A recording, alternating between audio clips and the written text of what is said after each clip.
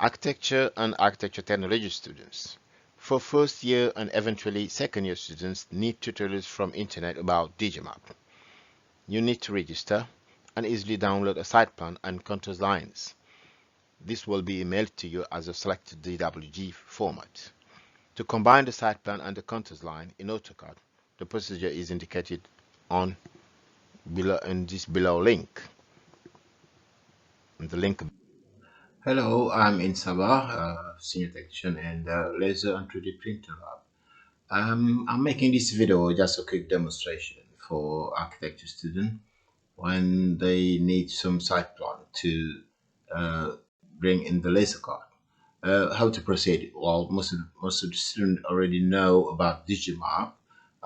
They get to go to the Digimap website and then log in with them organization, and in my case, Nottingham Trent University. Can select that and continue.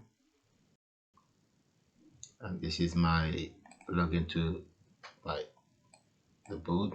Probably there's some problem with the update for my password, and we just update that. Okay, now I am in the Digimap website, and when student want to download a website a site plan, it's just on the ordinary survey data, and yeah, we are on the UK map. And what we do is on the type of the postcode of where the area you're working with.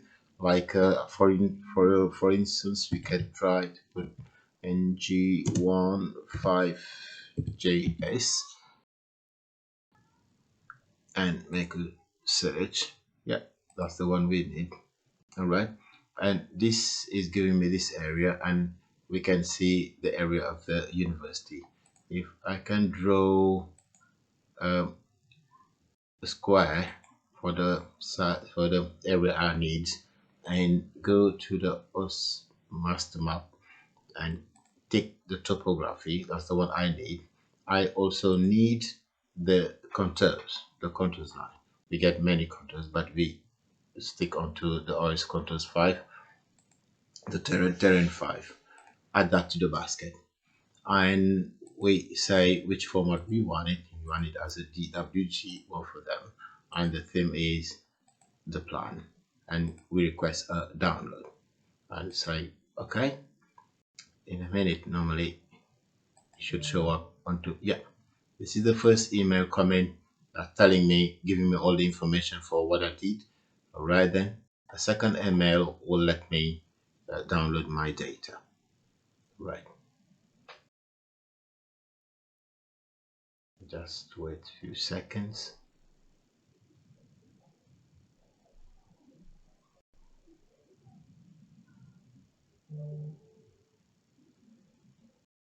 Right, the second one is already here, and it let me download your data, and I will click on that one.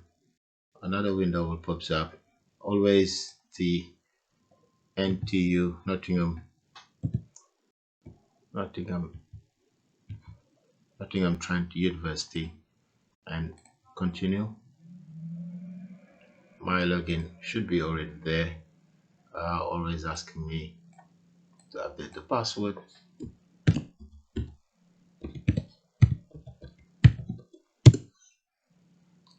I've done that in this level 2. Then I can download my file, and it's this here with the zip file. I can open, I will say open the download, and I can see in this zip file, yeah, I have all the zip file. I can cut that one just to make it in a place where it's really easy and accessible. I'm doing it, creating a new folder here. Then I can call architecture, right, and then just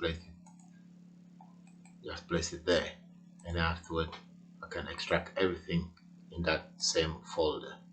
Right, we have the master plan and the terrain. If I double click on the master plan, I get 1W DWG. That's it. This is the master plan. I can double click and open it. Takes a while, and continue DWG, and this is our area that we have chosen, right? And also we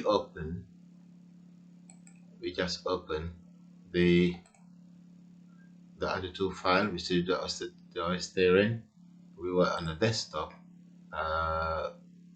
in architecture, and download the terrain and the SK terrain. We got only one. Then this time we open that, continue WG, and here is the terrain, right? As we got only one, then this should be saved as a DXF. I prefer the 2001 on the same folder, right? And if you go to that folder, one step back, open the terrain, the SK, we saved it as a DXF, okay? Then we delete the DWG and double click to open the DXF again. Yeah, we open the DXF again. This DXF should be saved again as the DWG, right? That's the procedure. Once you say that, you can please close this one and proceed, go home and insert, attach. This is the procedure. We go to the desktop, to our architecture folder, open the download, open the terrain, and if we look for the WG file, we should find it somewhere there. That's the one, right? And it gives me all these new windows. We do it full path, and we say attach, and you locate geographically, and then we say that we see, and it goes in the area we need. Then this is how it works, right? But not finished yet, because if we click on the line, we see it's all compact one thing. I mean, all the things are attached and linked together. And how do I do to disconnect them? Then I can choose my area of work. What to do is, if you click on external references, we get this window opening. Let me expand this window a little bit. Then we can see the type. On the type, this is the terrain. We get the master plan and we get the terrain. What the work is not to attach it, but we're gonna right click on it and bind it. We say bind and say okay. Once you've done that and you explode that X as explode, enter. I mean, this, we can close this window, we don't need it anymore. We can see this line are disconnected each other. Now this is how it works. Now go home. If you were working with a smaller area, for instance, you just precisely a specific area, like choose this area, open a window, and you select the area you want to work with. I'm gonna change this color just to make it much more visible, and then turn it white. What I'm gonna do, as already everything is already disconnected, if I select my area, you see I can select this area,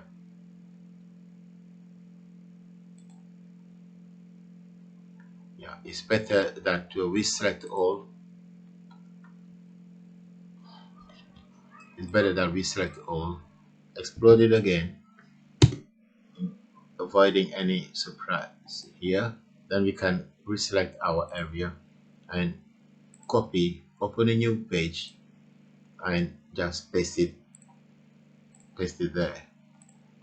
Then now you can see all your contours line are here, but it's a bit, because we exploded again, that's why we have it this in this way.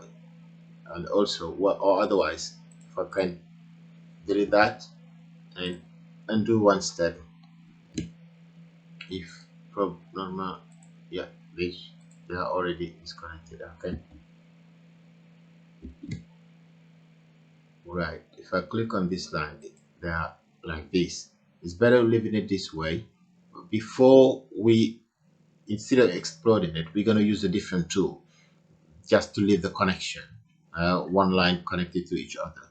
I deselect this and then use the extreme button, extreme, enter. We just get closer, click on the line and click out. This gonna cut all the external connection.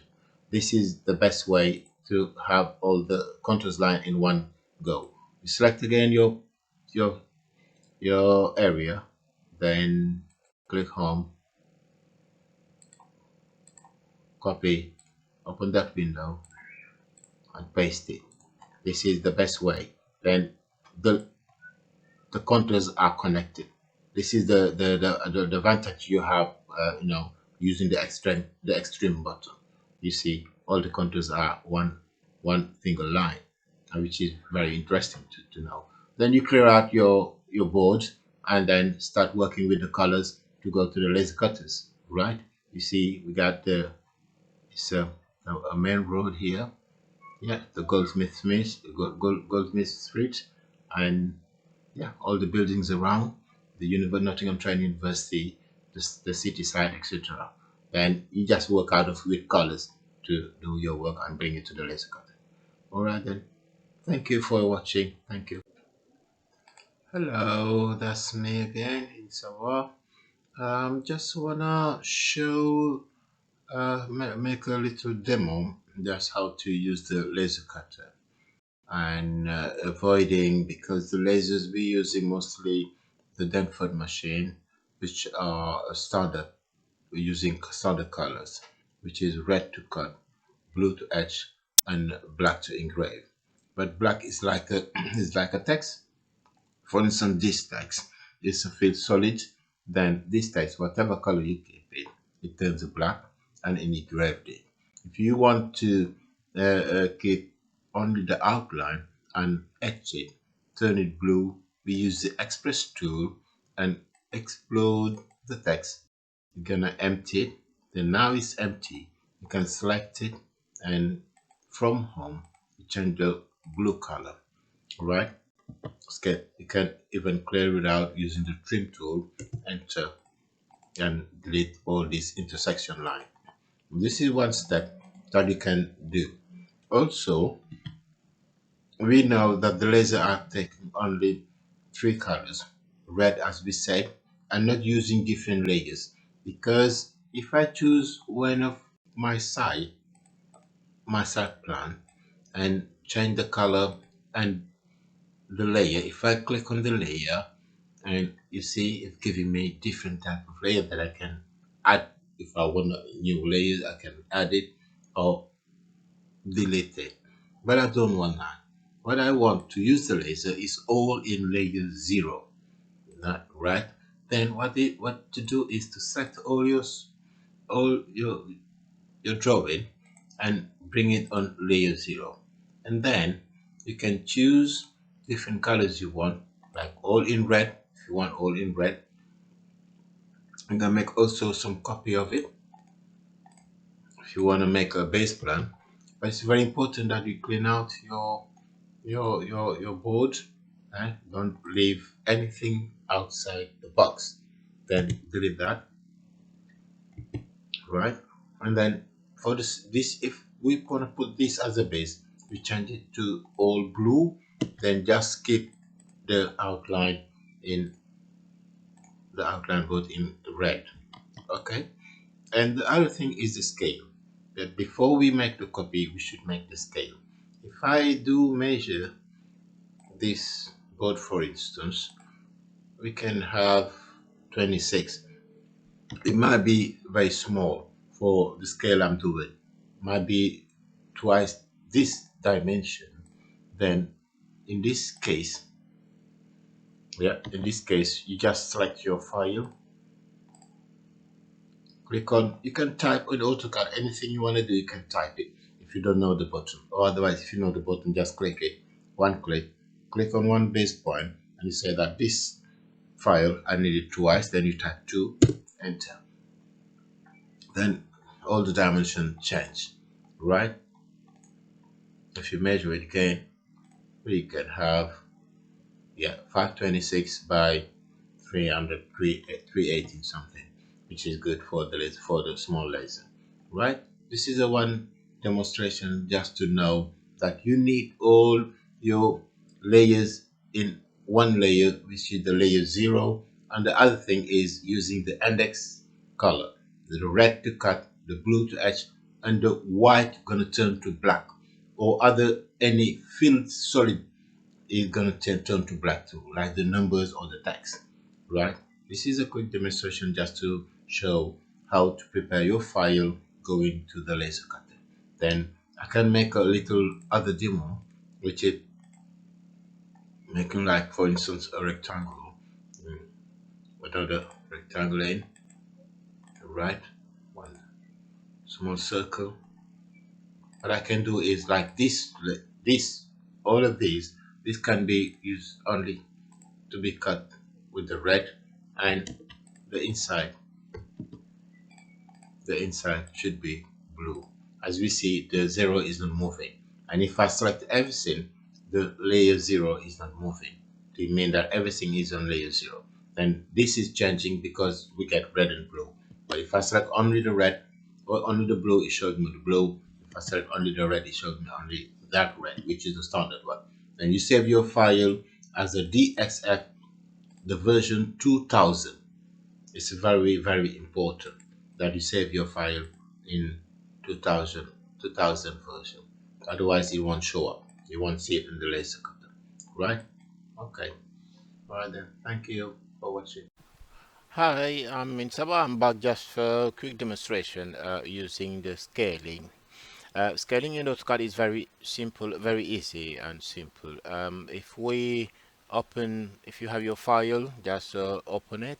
If I open this master map topo, we've got a file continue DWG. We open, okay.